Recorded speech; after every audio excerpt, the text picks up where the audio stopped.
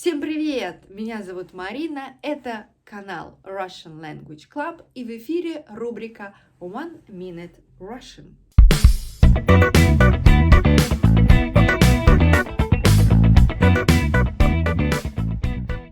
Другие видео этой рубрики вы можете посмотреть здесь.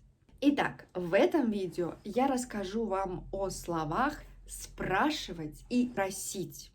Во многих языках спрашивать и спросить – это одно слово, переводится одинаково. Например, to ask – это в английском языке и chiede в итальянском.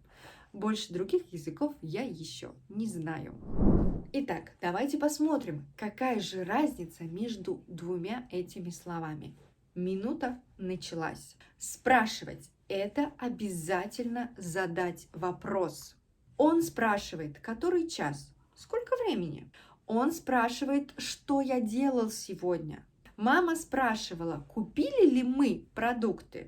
Следующее слово просить, тоже to ask, но просить о помощи, дать что-то, делать что-то, обращаться с просьбой. То есть это не вопрос.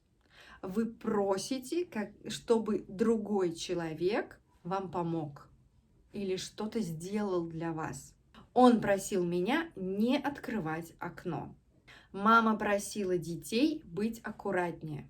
Родители просят не бегать по дороге. Следующее. Просить – это вступать за кого-то, защищать кого-то. Например, просить за отца, просить за друга. То есть вы говорите, что этот человек что-то не делал. То есть вы проявляете инициативу, чтобы спасти, помочь, позаботиться о другом человеке. Еще просить – это приглашать. Просим за стол. Пожалуйста, садитесь за стол. Или приглашаем за стол. Итак, в одной ситуации у нас может быть сразу два слова. Например, мама попросила нас купить продукты. Мы пошли.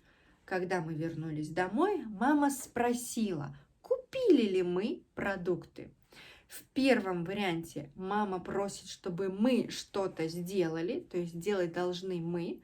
Во втором варианте мы уже должны это сделать, и мама только спрашивает, у нее вопрос, вы купили или не купили? У нас теперь дома есть продукты? Минута закончилась. В комментариях пишите ваши примеры со словами спрашивать и просить. Кстати, я забыла сказать, что спрашивать, спросить – это пара, imperfective, perfective, несовершенный вид и совершенный вид.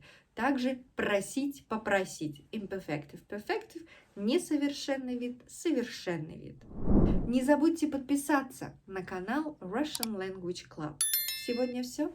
Пока-пока. До скорой встречи.